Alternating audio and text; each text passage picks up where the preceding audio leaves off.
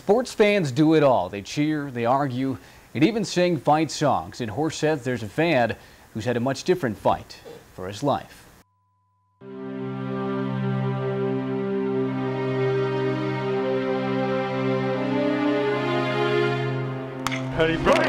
Always have enjoyed watching Horsehead sports. It's been a big part of my life. How do you know if your passion is different? And what if it lasted forever? Pete Driscoll has been a part of Horsehead sports since the 1950s, first as an athlete, a coach, and now cheering on the Blue Raiders as its biggest fan. I've stayed watching it because I thoroughly enjoy watching the fundamentals of the game. He's at basketball games, he's at football games, he's at baseball games. If there's a game, Pete's there. 5 years ago, Pete almost left sports for good. He was struck by colon cancer, undergoing 12 different surgeries while dropping to 130 pounds. And during his second operation, in a new effort to rid the cancer, Driscoll went into cardiac arrest and was brought back to life. There was a time 4 years ago, I thought the prognosis didn't look good. And the life that came out of him, I didn't see it quite so much.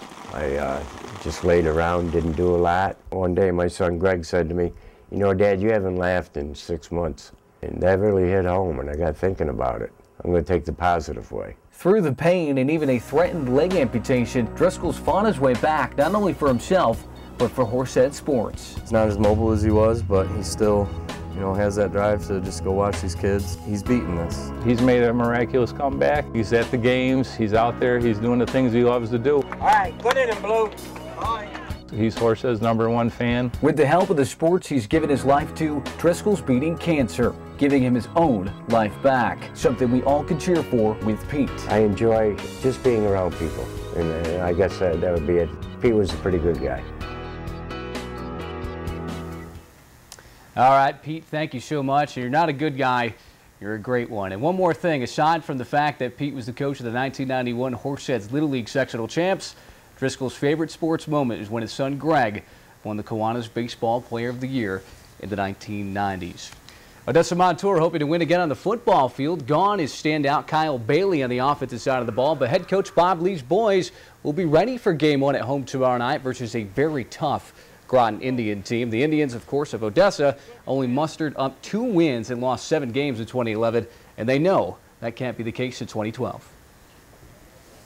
This year we're working together as a team.